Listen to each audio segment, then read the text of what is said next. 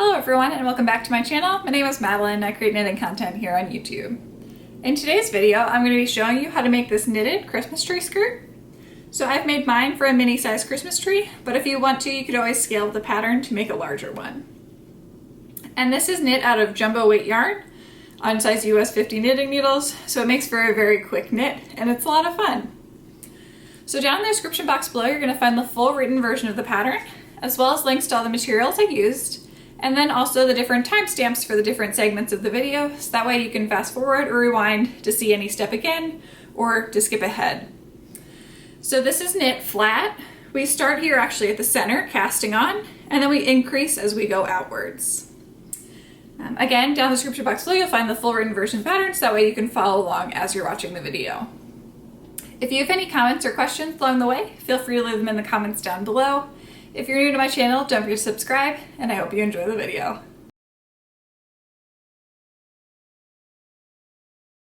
Starting off with the knitting needles, I'm going to be using a size US 50 or 25mm circular needle. These ones in particular are the Knitter's Pride Jumbo in birch. And I am going to be knitting this one flat, but I do find it's helpful to have the cord just to hold all the stitches, because it does get quite large, so it's going to be hard. You almost really can't hold them on just the straight knitting needles. The yarn I used is Stitch Studio by Nicole Supreme.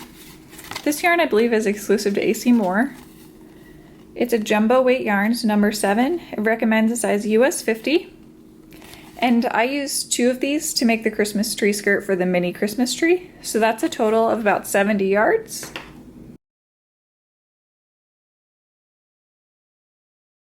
For the slip knot, you have the working yarn coming out in front of you. The ball of yarn is in the back. You grab with your bottom 3 fingers. Now you want to take this working yarn, go up over your pointer finger, down, behind it, and then up the front. You're going to repeat that loop one more time, and then bring it down to meet the rest of your fingers and grab onto that. Now it's a little trickier with bulky yarn, but you want to take the second strand, bring it up over the first strand, take the new second strand, bring it up over that first strand again, and now you want to grab onto that new second strand and slide it off your finger, and that creates your slip knot. Now you want to slide the slip knot onto a knitting needle. So basically I have my tail in the front, working yarn in the back. And now I'm going to begin casting on using my working yarn. So again, not my tail, my working yarn. And the way I'm going to cast on is very similar to how I just set up that slip knot.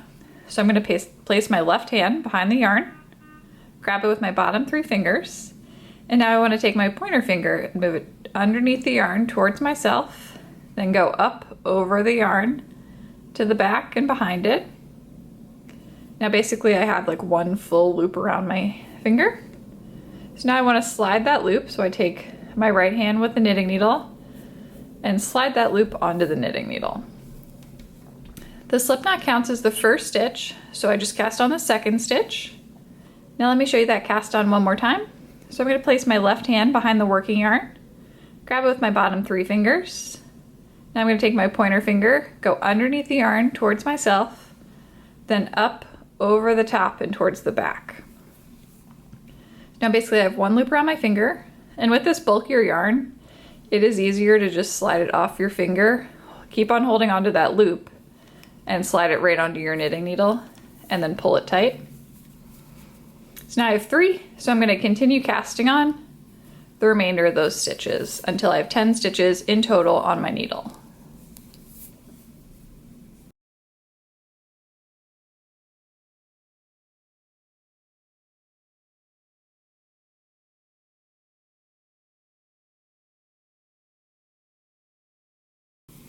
Now that I have my 10 stitches cast on, I'm going to turn my work and I'm just going to knit across this first row.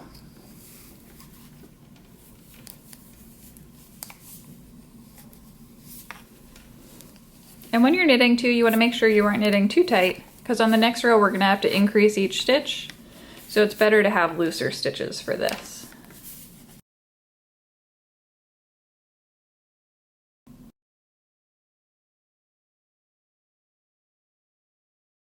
Now again, I'm going to turn my work.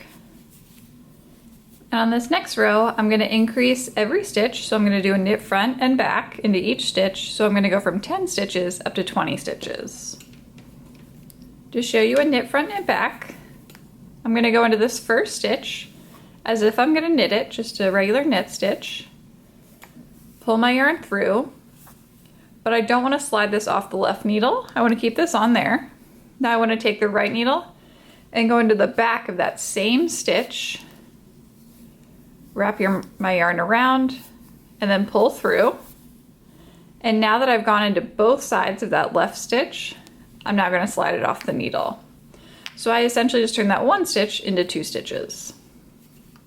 To show it one more time, I'm going to go into the front of the next stitch on my left needle as if I'm going to knit it. Leave the stitch on my left needle. Now I'm going to go into the back of that same stitch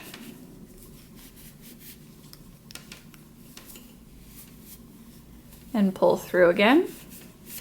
And now I can slide that stitch off my left needle. So now I'm up to 4 stitches, and I'm going to continue going all the way across this row.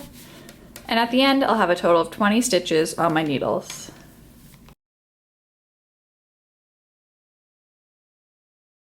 Now that I've finished that first increase row, I'm going to turn my work, and I'm just going to knit across this entire back side.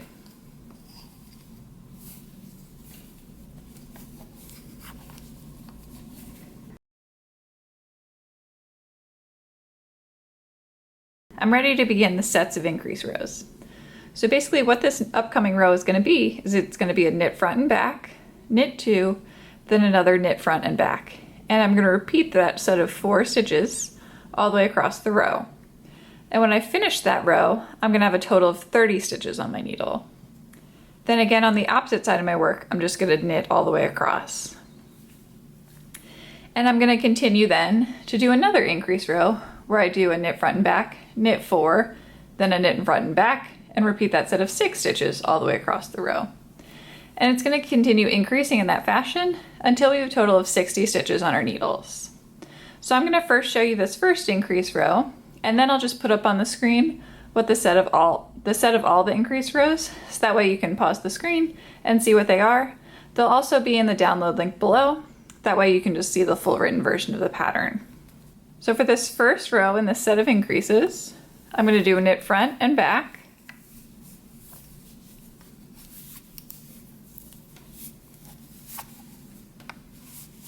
then I'm going to knit 2,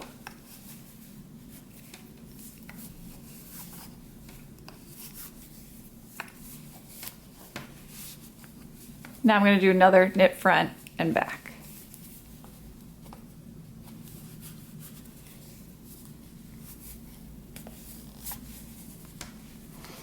And I'm going to repeat that set of 4 stitches all the way across the row.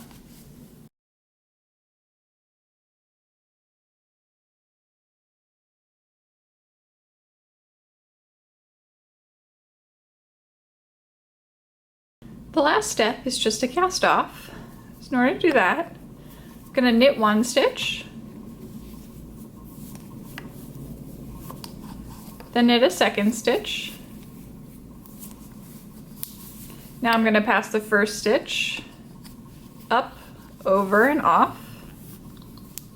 I'm going to knit another stitch,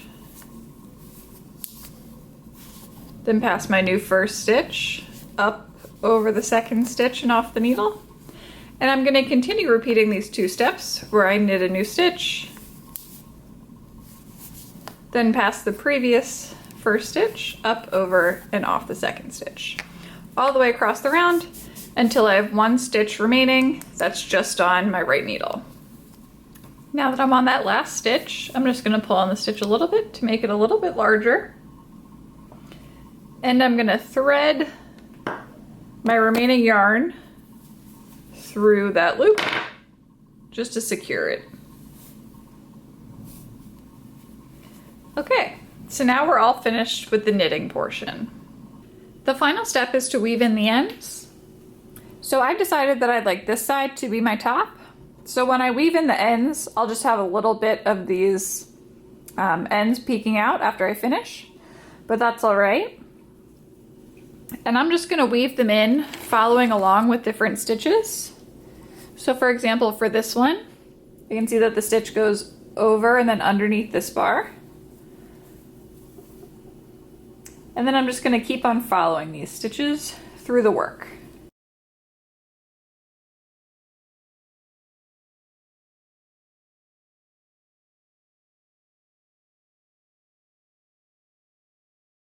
So now that one's all finished. I can trim it a little bit more if I'd like to. And now I'm going to move on to the next one and weave this one in.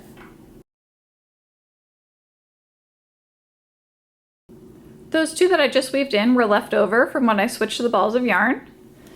And now I'm going to go back and I'm going to weave in my cast on edge and then also my cast off edge.